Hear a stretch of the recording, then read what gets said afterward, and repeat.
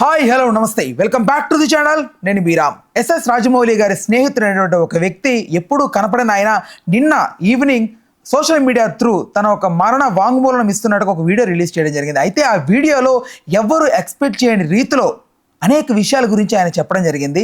నిజంగా ఎస్ఎస్ రాజమౌళి గారి గురించే మాట్లాడారా లేకపోతే మనం తప్పుగా వింటున్నామే మన ఎంతలో అయితే ఆ నిజాలు ఉన్నాయి? అసలు ఓవరాల్గా ఏం జరుగుతోంది, ఎవరా వ్యక్తి, అసలు ఎస్ఎస్ రాజమౌళి గారికి ఇతనికి ఉన్న సంబంధం గురించి ఒక మంచి వివరణ, ఒక పూర్తి విశ్లేషణ సినీ మరియు రాజకీయ విశ్లేషకులు దాస విజ్ఞాన్ గారిని అడిగి మరిన్ని వివరాలు తెలుసుకుందాం. నమస్తే అన్న. నమస్తే. ఎస్ఎస్ రాజమౌళి గారి గురించి అసలు నెవర్ ఎక్స్పెక్ట్ ఇదైతే. సో ఎంతో గ్రేట్ లెజెండరీ డైరెక్టర్ ఆయన. అంత గొప్ప డైరెక్టర్ ఇలాంటి ఒక లేడీకి రిలేటెడ్గా ఉన్న దాంట్లో ఇరుక్కుంటారని నా లైఫ్లో ఎక్స్పెక్ట్ చేయలేదు, ఎవరు ఎక్స్పెక్ట్ చేయలేదు. అసలు ఏం జరుగుతుంది ఎగ్జాక్ట్గా, ఏంటి అసలు ఈ కథ? సడన్గా ఒక పెద్ద మనిషి తెర మీదకి వచ్చాడు. ఆయన ఎవరో కాదు, రాజమౌళి గారి స్నేహితుడు. వీళ్ళకు 34 ఏళ్ళ బంధం ఉంది. తడప అంటే కెరీర్ మొదలుగైనప్పటి నుంచి వీళ్ళు కలిసి ఉన్న వాళ్ళు తర్వాత తన టాలెంట్తోనో లేకపోతే అదృష్టంతోనో ఇంకా దేనితోనో రాజమౌళి గారు పైకి ఎదగడం జరిగింది. ఆయనతో పాటు వాళ్ళ ఫ్యామిలీలో ఆల్మోస్ట్ అందరూ మంచి టేస్ట్ ఉన్న వాళ్ళే. నాకు అందరూ ఫేవరెటే. ఇప్పుడు కేలేటి చంద్రశేఖర్ గారు కానీ, గంగరాజు గారు కానీ, ఫ్యామిలీ ఫ్రెండ్స్ వీళ్ళంతా, ఈవెన్ కోడూరి గారు కానీ, ఆయన మ్యూజిక్ కూడా బాగానే ఉంటుంది. నా ఫేవరెట్ మ్యూజిక్ డైరెక్టర్ ఎవరంటే శ్రీలేఖ గారు. యాక్చువల్గా చెప్పాలంటే అది చాలా ఫేవరెట్ ఆవిడ. ఈవెన్ కీరవాణి గారు కానీ, వీళ్ళదంతా ఏంటంటే ఒక సబ్జెక్ట్ ఏదైనా వచ్చిందనుకో అందరూ 10 రకాలుగా ఆలోచించి 10 ఐడియాలు పెట్టి దాన్ని ఇలా ఉంటే బాగుంటుంది అలా ఉంటే బాగుంటుంది అని తీర్చిదిద్ది ఒక ప్రోడక్ట్ని జనాల మీదకి వదులుతారు. అందుకు మనకు అవన్నీ రీచ్ అవుతాం. అలా వచ్చినవి భారీ చిత్రాలు అన్నీ కూడా అంతే. ప్రతి ఒక్కరు దాంట్లో ఇన్వాల్వ్ అయ్యి ప్రతి పని చేసుకుంటూ ఇది మనది అనుకుంటారు. 1-4 సార్లు చూసుకుంటారు. లాస్ట్కి చిన్న చితగా తేడా ఉన్న అటు ఇటు మార్పులు చేర్పులు చేసి దాన్ని రిలీజ్ చేసుకుంటారు. చాలా క్యూట్గా కూల్గా ఉంటాయి వీళ్ళ సినిమాలన్నీ కూడా. అండ్ ఈ టీంలోనే ఆయన ఎప్పుడో రాజమౌళి గారు శాంతినివాసంకి ముందు ఆర్కే టెలిఫిలిమ్స్, ఈ శాంతినివాసం, మనోయజ్ఞం, ఈ టీవీ సీరియల్స్ నిర్మించే టైంలో అప్పుడు ఇంకా ముందు అంటే సమాంతర రేఖలు ఈటీవీలో మధ్యాహ్నం వచ్చేది 12 గంటలకి. ఇట్లా ఆర్కే టెలిఫిలిమ్స్లో చాలా ఉండేవి. సీరియల్స్ బాగా ఫాలో అయ్యేవారు అప్పట్లో? లేదు, నాకు విషయం తెలుసు అంతే. తనకు టీవీ సీరియల్ చూడడం ఎందుకు. ఇవి ఆ టైంలో ఇప్పుడు రాజమౌళి గారు అప్పుడు ఎలా అంటే ఫర్ ఎగ్జాంపుల్ ఇంకోటి చెప్తా. రీసెంట్లీ రాజమౌళి అండ్ రేష్ మీద ఒక వీడియో వైరల్ అయింది. అవును. అది ఎక్కడిదంటే అది ఎప్పటిదో యువ మా టీవీలో అది స్టార్ట్ అయిన కొత్తలో టీవీ సీరియల్స్ కూడా ఇట్లా యూత్ని ఎంటర్టైన్ చేసే టైంలో, అంటే ఫస్ట్ చక్రవాక మొగల్ రేకులు వచ్చిన తర్వాత యూత్ కూడా కొంచెం టీవీ సీరియల్స్ చూడడం అలవాటు చేసుకున్నప్పుడు యూత్ను ఉద్దేశించే యువ టీవీ సీరియల్స్ పెద్ద హిట్. దాని తర్వాత లవ్ అనే సీరియల్ వచ్చింది, అది కూడా పెద్ద హిట్. అట్లాగే సావిరహే అండ్ రాధా మధు, అంటే కొంచెం ఇంకా యూత్ నుంచి అట్లొచ్చి అటు ఇటుగా మొత్తం వీళ్ళే టీం. ఇప్పుడు చాలా మంది ఏం సింక్ చేస్తున్నారంటే ఆ రష్మి గారిది కరెక్ట్గా 1 month బిఫోరే ఆ వైరల్ అవ్వడం, వీళ్ళిద్దరు కొట్టుకుంది రష్మి గారి కోసం అని ఇంకొంతమంది మాట్లాడడం, రకరకాలుగా మాట్లాడుతున్నారు. చీప్ మెంటాలిటీస్ వీళ్ళ గురించి నేను మాట్లాడను. సో ఆ టైంలో జరిగిన ఇది అంటే ఎందుకు రాజమౌళి గారు అది చేశారు అంటే దాని డైరెక్టర్ చునియా సబీహా అంటారు ఆవిడ పేరు. Okay, lady director. అప్పట్లో మంచి లేడీ డైరెక్టర్. తను సేమ్ బాగుండేది, మంచి టాలెంటెడ్. లవ్ కూడా తనే డైరెక్టర్. అట్లా వీళ్ళంతా ఒక టీం అన్నమాట. ఏలేటి చంద్రశేఖర్ గారు కానీ, కన్నం గంగరాజు గారు, వీళ్ళంతా ఒక టీమ్. Youngest bed. అప్పుడు అమృతం వచ్చిన టైంలో కూడా అమృతంలో కూడా రాజమౌళి గారు అప్పుడప్పుడు కనిపించిన ఉన్నాయి. వీళ్ళంతా ఒక టీం, బాగా చేసుకునేవాళ్ళు. కామెడీ కానీ ఎమోషన్స్ కానీ అంత అంటే ఆ పర్టికులర్ టైంలో ఆ జనరేషన్కి బాగా దగ్గరగా ఉండేవి వీళ్ళ కాన్సెప్ట్స్ అన్నీ కూడా. అట్లా అప్పుడేంటి ఇప్పుడు జనరేషన్స్ కూడా తగ్గట్టుగానే ఉంటాయి. అప్పుడు ఈయన వీళ్ళతోటి ఉండే ఆయన. తర్వాత ఏమైంది, సినిమాల పరంగా రాజమౌళి గారి స్టేజ్ పెరిగిపోయింది ఎక్కడికో. ఈయనకి ఆయనకి ఎక్కడో ఫ్రెండ్స్ అన్నాక చిల్లా చితక కామనే. ఇతనేంటంటే టాలెంట్ అనే విషయాన్ని నమ్ముకోకుండా జస్ట్ దీంట్లో పెట్టుబడి పెడితే నాకు ఇంత వస్తుంది, దీంట్లో ఏమైనా పెట్టుబడి పెడితే నాకు ఇంత వస్తుంది అనేవాడే. కానీ స్క్రిప్ట్ పరంగా ఇతని సజెషన్స్ వీళ్ళకి పనికొచ్చేవి కాదు బేసికల్లీ. అయినప్పటికీ ఫ్రెండ్షిప్పే నీ ఒకరిదో ఒక్కొక్క టాలెంట్ ఉంటుంది. తనేంటంటే హ్యాపీగా తన పందాలో తను వెళ్తూ తనేం పెళ్లి చేసుకోలేదు, ఇంకా అలాగే ఉండిపోయాడు.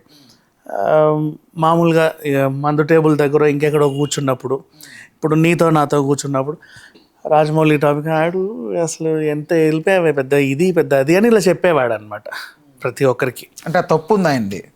నేను అది తప్పనలేదు, ఇంకా ఆయన అలా చెప్పేవాడు. సో అది ఆ నోట ఈ నోట పడి రాజమౌళి గారికి వెళ్ళేది. అదేంటి వాడు ఎందుకు ఇలా చెప్తున్నాడు కూర్చున్న ప్రతి చోట నీ గురించి అంటే, అంటే ఇప్పుడు ఒక ఇద్దరు ఇలా ఉన్నారు కలిసి, ఒకడెక్కడికో వెళ్ళిపోయాడు అందుకోలేనంత ఎత్తుకి. వీళ్ళకి ఏంటంటే ఒకప్పుడు నాతో తిరిగేవాడు ఇప్పుడు చూడు ఎట్లున్నాడు అని చెప్పేసి ఆ టైప్ ఆఫ్ ఆ కన్నింగ్ లోపల ఉంటుంది. అది కన్నింగ్ అనలేము, ఈర్షో అసూయో ఏంటో తెలియదు, వాళ్ళ మీద పడి ఏడుస్తూ ఉంటారు. అది ఏంటంటే ఎగ్జాక్ట్గా నా ఒపీనియన్, అలా వెళ్తున్నప్పుడు ఇతను ఉంటాడు కదా జర్నీలో, ఇతన్ని కూడా పక్కన పెట్టుకుంటే హీ సాటిస్ఫై. లేదు అనుకోకుండా ఇతను కొంచెం పట్టించుకోకపోయినా కూడా ఇతనికి ఎక్కడో ఒక లోపల ఇన్సెక్యూరిటీ ఫీల్. అంటే ద ఓన్లీ రీజన్ మళ్ళీ ఇంకొకటి చెప్పాలంటే వీళ్ళని పట్టించుకోవాలి అన్న ఎంతసేపు భుజాన్ని వేసి మోయలేము, వాళ్ళకు కూడా కొద్ది గొప్ప టాలెంట్ అనేది ఏడవాలి. అదే ఇప్పుడు వీళ్ళ ఫ్యామిలీలో ప్రతి ఒక్కరికి ఏదో ఒకటి ఉంటుంది. చివరికి కార్తికేయ లాంటి పిల్లలు కూడా చిన్న సింహ ఈ పిల్లలు కూడా చిన్నప్పుడు చైల్డ్ ఆర్టిస్ట్గా చేసిన వాళ్ళే వీళ్ళ సినిమాలలో. యమదొంగల పిల్లోడు ఎన్టీఆర్ చిన్నప్పటి క్యారెక్టర్, ఇప్పుడు మత్తు వదలు రానా అదేంటి దొంగల జాగ్రత్త హీరో, ఆ పిల్లోడే. చిన్నప్పటి నుంచి వీళ్ళందరికీ ఏదో ఉంది, కాకపోతే ఇతను కూడా ఏదో ఉండాలి కదా. అంటే మన ఫ్రెండే కాదనలేము, కాకపోతే ఏంటంటే టాలెంట్ వైజ్గా కూడా ఇన్వాల్వ్ అయితే ఇట్స్ ఓకే, నాట్ బ్యాడ్, కానీ మైనస్ అవ్వకూడదు. నువ్వు చెప్పే సలహా, ఇప్పుడు ఒక సలహా ఇచ్చావు ఇది ఇక్కడ అక్కడ పెట్టు, అక్కడ పెడితే అది మైనస్. లేదు నువ్వు అక్కడే పెట్టాలని మూర్ఖంగా వాదించకూడదు, పెట్టకపోతే అలగకూడదు. మీకు నా బాగా అందరికీ బాగా తెలివితేటలు పెరిగిపోయాయి, నా మాట ఎవడో వినట్లేదు అనే రకంగా వెళ్ళిపోకూడదు. పోండి సర్వనాశనం అయిపోండి, అది అక్కడ పెట్టినందుకు పోతుంది, మొత్తం పోతుంది, దొబ్బేస్తుంది, అన్ని శాపాలు పెట్టదు. ఒక ముక్కలో ఇది అందరవాడు స్టోరీ అవ్వచ్చా లేకపోతే బాహుబలి అవ్వచ్చా? ఏ స్టోరీ ఎందుకంటున్నానంటే అందరవాడులో ఎలా ఉంటుందంటే he is the richest guy, small to ఇక్కడ వరకు వస్తాడు. ఇతను గోవిందరాజులు అనే క్యారెక్టర్ ఏంటంటే చాలా సరదాగా ఫ్రెండ్తో గడపడాలనుకుంటాడు. అసలు వాళ్ళకి సంబంధమే లేదు. నేను ఉంటుంది క్యారెక్టరైజేషన్ ఉండొచ్చేమో కానీ అసలు సంబంధమే లేదు. సో ఇక్కడ విషయం ఏంటంటే ఇతను ప్రతి చోట చిల్లా చితగా కొద్ది గొప్ప ఏదో అలా మాట్లాడేవి నాకు నచ్చక పట్టించుకోకండి పోన్లేండి. వాళ్ళు కూడా నాకు సలహాలు ఇచ్చేవాళ్ళు, ఏమని బాబు అట్లా మాట్లాడకు, ఎంత కాదన్నా నీ ఫ్రెండే కదా, ఎందుకు అదొకటి ఇదోటి మాట్లాడుతావు, బే ఏం లేదని. ప్రతి ఒక్కరి యంగెస్ట్ లైఫ్లో అప్పుడప్పుడే ట్రయల్స్ చేసే టైంలో ఒక గ్రూప్ ఆఫ్ పీపుల్ కలిసి ఉంటారు. ఆ గ్రూప్ ఆఫ్ పీపుల్లో ఆడవాళ్ళు ఉంటారు, మగవాళ్ళు ఉంటారు. ఆడవాళ్ళు మగవాళ్ళు కలిసి ఉన్నప్పుడు దాంట్లో ఎవరికో ఒకడికి ఆ అమ్మాయి మీద ప్రేమ పుట్టుద్ది, కానీ ఆ అమ్మాయికి కూడా వీడి మీద పుట్టాలని లేదు. ఆ అమ్మాయి ఇదే గ్రూప్లో ఇంకొకరిని ఎవరైనా ప్రేమించవచ్చు. ఇలాంటి సినిమాలు కూడా బోల్డ్ చూసాం మనం, 190 సినిమాలు చూసాం. అట్లాంటి టైంలో వీళ్ళు అడ్జస్ట్ అయ్యి బ్రతకాలి. ఇలాంటి ఒక సిచ్యువేషన్ వీళ్ళ పాస్ట్లో జరిగినట్టు, దానికి నేనేదో పెద్ద ఇదైపోయి ఇప్పటివరకు పెళ్లి చేసుకోలేదు మొత్తం కారణం ఈయన అని మాట్లాడుతున్నాడు. అండ్ ఇంకొకటి ఆయన అదేమి ఆత్మహత్య చేసుకునే మరణ వాంగ్మూలం కాదు, తను బతికే ఉన్నాడు, బాగానే ఉన్నాడు. ఇలా చెబితే ఏమవుద్దో విధ్వంసం చూద్దామన్న ఆతృతలో ఉన్నాడు. బట్ ఇప్పటికీ కూడా ఆయనకి అవ్వట్ల, దాహం తీరట్ల, బికాజ్ రాజమౌళి గారు ఇంకా స్పందించలే దీని గురించి. ఎదురు చూస్తున్నాడు, ఏ మూలకో కూర్చొని ఫోన్లన్నీ స్విచ్ ఆఫ్ చేసి ఎక్కడున్నాడో చెప్పకుండా చూస్తున్నాడు ఏమవుతుంది. నేను ఇంత పెద్ద అంటే తను ఏమనుకున్నాడు, నేను పెద్ద ఇండస్ట్రీలో పెద్ద బండేసాను, ఇది దీని తీవ్రత ఎంత ఉంటుందో చూద్దామన్న ఆతృతలో తను ఉన్నాడు. బట్ ఇక్కడ అసలు ఒరిగిందేమీ లేదు. అండ్ ఇంకా చెప్పాలి అంటే ఒక మనిషి తన లోపల ఉన్న అక్కసునంతా వెళ్ళగక్కే ప్రోగ్రామ్ ఇది, దీన్ని అసలు పట్టించుకోవాల్సిన అవసరం లేదు. అండ్ ఇంకొకటి చాలామంది దీన్ని లింకులు పెట్టేసి ఇది ఈవిడే, ఇది ఆవిడే, ఆ అబ్బాయి ఈ అబ్బాయి, ఈ చెత్త అంతా వాగకండి. ఎవరికి తెలియకుండా సింపుల్ ద బ్లడీ స్పెక్యులేషన్స్తో రకరకాల అమ్మాయిల పేర్లను దీంట్లో చేర్చి దీన్ని అంటే ఆ వాతావరణాన్ని డిస్టర్బ్ చేయకండి. అంతే, పెద్దగా పట్టించుకోవాల్సిన అవసరం లేదు. కాబట్టి ఎవరు పట్టించుకోవట్లేదు అంటే కూడా దాని అర్థం అదే, అది పట్టించుకోవాల్సిన అవసరం లేదు అని. బట్ ఇప్పుడు బాహుబలిలో సొంత తమ్ముడే ఎదుగుతుంటాడు, పైకి ఇట్లా నవ్వుతున్నా ఒక లోపల ఒక కక్ష అనేది అది బిల్డ్ అవుతూనే ఉంటుంది, అది నరికి చంపేంత వరకు వస్తుంది. సో అలాగే ఎవరి పర్స్పెక్టివ్లో చూస్తే ఎగ్జాక్ట్గా ఇప్పుడు ఆయన చెప్తున్న దాని ప్రకారం రాజమౌళి గారు తప్పు అనిపిస్తుంది, చేసే ఉంటారని కొంతమంది నమ్ముతున్నారు. లేదు రాజమౌళి గారు ఏ ఈయన చెప్పిందంతా కరెక్టే అనుకుందాం, ఫస్ట్ A to Z ఈయన చెప్పిందంతా కరెక్టే కాసేపు. దీనిలో రాజమౌళి గారు తప్పు ఎక్కడ ఉంది బేసికలీ? కెరీర్ స్టార్టింగ్లో మేము ఇలా తిరిగాము అన్నావు, అలాంటి కథలు బోల్డ్ అన్న వచ్చాయి. నువ్వెవరినో ప్రేమించి చచ్చావు, ఆవిడ నిన్ను ప్రేమించాలి. ఆర్య అంటాడు, మళ్ళీ ఆర్య స్టోరీ అంటాడు, ఈయన సినిమా తీయాలని నేను అనుకుంటున్నాను, నన్ను ఇట్లా చేస్తున్నావు. సరే వాట్ ఎవర్, ఇప్పుడు ఈయన ఎవరినో ప్రేమించాను అన్నాడు, ఆవిడ కూడా ఈయన ప్రేమించాలని రూల్ ఏం లేదుగా. సో ఇక్కడ రాజమౌళి తప్పే ఉంది? లేదు. అండ్ నెక్స్ట్ తన లైట్ డిటెక్టర్ పెట్టండి, లైట్ డిటెక్టర్ పెట్టి ఏం సాధించాలి? రాజమౌళి ఎక్కడైనా కబ్జాలు చేశాడా? లేకపోతే ఎవరినైనా చంపుతా ఉంటే ఈయన ప్రత్యక్ష సాక్షిగా ఉన్నాడా? ఇది కోర్టులో చెల్లకపోయినా, బట్ ఇక్కడ ఈయన మరణం జరిగితే, ఒకవేళ జరగకూడదు బట్ జరిగితే మాత్రం అప్పుడు ఇది ఇష్యూ అవుతుంది కదా. ఎంత ఇష్యూ అయినా అమ్మా, ఇప్పుడు నేను ఉన్నా, ట్రంప్ పేరు రాసి చచ్చిపోతే ట్రంప్ని అరెస్ట్ చేస్తావా వచ్చి? ఎవరికి ఆ చావుకు కూడా ఒక వాల్యూ రావాలని ఇంకొకరిని టార్గెట్ చేసి మరణ వాంగ్మూలాలు రాయకూడదు. అది తప్పు అది. బట్ ఇట్స్ ఓకే, ఆయన ఏదో చెప్పాడు, ఇప్పటికీ ఆయన ఎవరు బుజ్జగించట్లేదు, ఏమీ చేయట్లేదు. తన కోరిక ఏంటంటే అందరికీ దూరం అయిపోయాడు. ఎందుకు దూరం? నోటి దూల వల్ల అందరికీ దూరం అయిపోయాడు. ఆ కుళ్ళు కుతంత్రాలన్నీ లోపల ఉండి అందరికీ దూరం అయ్యాడు. మనలోనే ఉంటారు మనుషులు, అందరు ఎదిగితే ఒకడు అలాగే ఉంటాడు. వాడు ఎదిగితే బాగుండని అందరికీ అనిపిస్తుంది, కానీ వాడు ఎదిగి చావడు. ఎదక్కపోగా ఎవరెవరో చిల్లా చితక గ్యాంగ్ని ఎంటేసుకొని ఎప్పుడు తాగుతా ఊగుతా ఆడిట్లా ఈడిట్లా, ఈడు ఆ రోజు ఇట్లుంటే ఈ రోజు ఇట్లుంటే అని అన్నీ చెప్తా ఉంటారు.